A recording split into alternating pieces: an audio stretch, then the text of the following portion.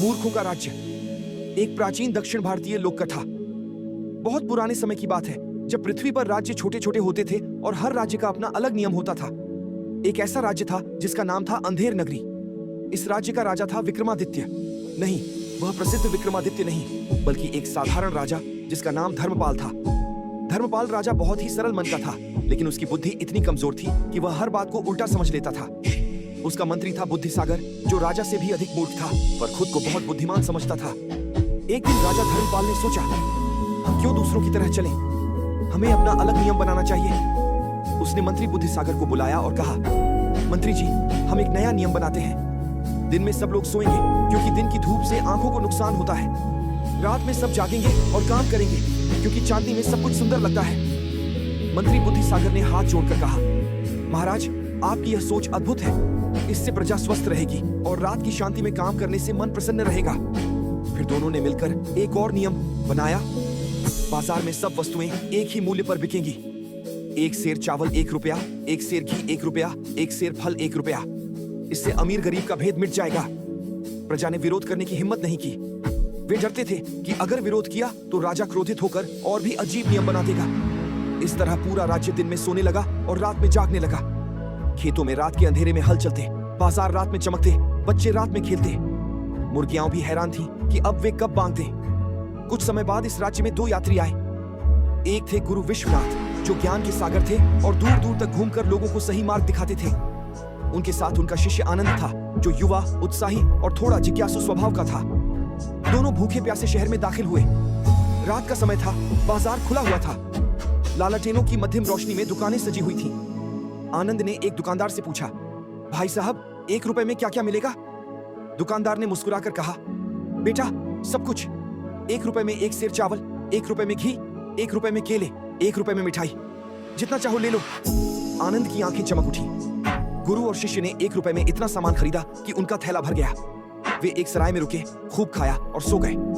सुबह हुई, सूरज निकला, लेकिन पूरा शहर सो रहा था। सड़कें सूनी, द्वार बंद। गुरु विश्वनाथ ने कहा, आनंद, यहाँ कुछ ठीक नहीं है। ये लोग दिन में सोते हैं, रात में जागते हैं।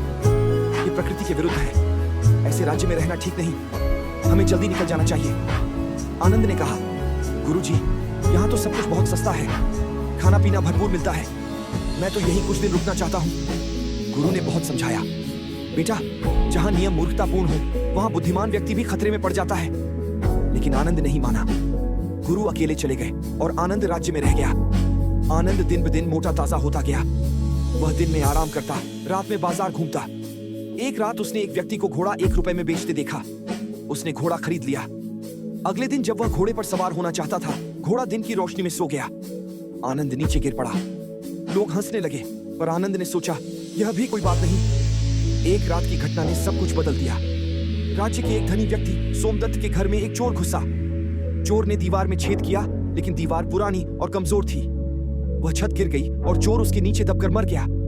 चोर का बड़ा भाई दुर्बल राजा के पास गया और बोला, महाराज, मेरे भाई की हत्या हुई है। सोमदत्त की दीवार ने उसे मार डाला। न्याय कीजिए। राजा धर्मपाल ने रात में ही दरबार लगाया।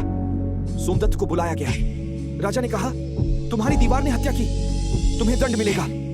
सोमदत्त बोला, महाराज, ये दीवार मेरे पिता के समय की है। मैंने नहीं बनाई। मजदूर को दंड दीजिए। मजदूर को बुलाया गया।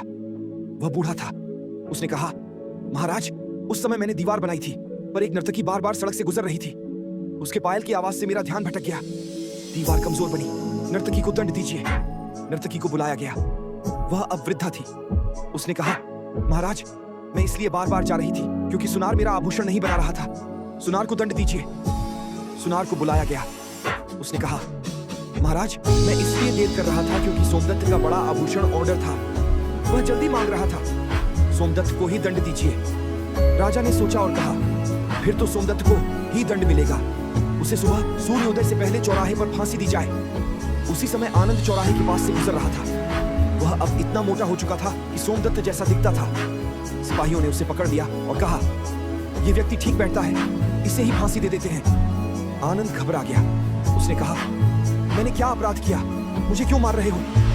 राजा ने कहा, कानून है, सजा होनी चाहिए। आनंद ने सोचा और कहा, महाराज, अगर मुझे फांसी देनी ही है तो पहले मुझे अपने गुरु से मिलने दीजिए।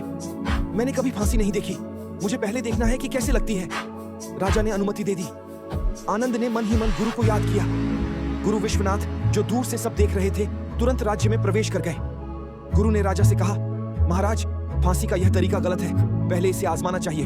सबसे पहले आपको फांसी पर लटकाया जाए, क्योंकि आप राजा हैं। फिर मंत्री को, फिर मुझे, फिर मेरे शिष्य को। राजा चौंक गया। ये क्या कह रहे हो गुरु? गुरु ने शांत स्वर में कहा, महाराज, आपके नियम ऐसे हैं कि निर्दोष व्यक्ति भी दंड पा जाता है। अगर यह नियम सही है तो सबसे पहले आप और आपका मंत्री ही दंड भुगते, क्योंकि आप ही इस राज्य के नियम बनाने वाले हैं। राजा सोच में पड़ीडीडीएच गया। उसे साधु की बात में सत्यता प्रतीत हुई। राजा और मंत्री को अपनी मूर्खता का एहसास हुआ। उन्होंने तुरंत नियम बदल दिए। राज्य फिर से सामान्य हो गया। दिन में काम, रात में विश्राम। बाजार में उचित मूल्य पर वस्तुएं बिकने लगी। शिष्य आनंद ने गुरु से क्षमा मांगी। दोनों ने राज्य छोड़ा और आगे की यात्रा पर निकल गए। प्रजा ने राहत की सांस ली और सोचा, सदा सही नियमों का पालन करना चाहिए। सीख, मूर्खतापूर्ण नियमों वाला राज्य कभी स्थिर नहीं रह सकता। बुद्धिमत्ता और सही मार्ग से ही जीवन सुखमय होता है। कैसी लगी कहानी आपको? कमेंट में बताएं। धन्यवाद।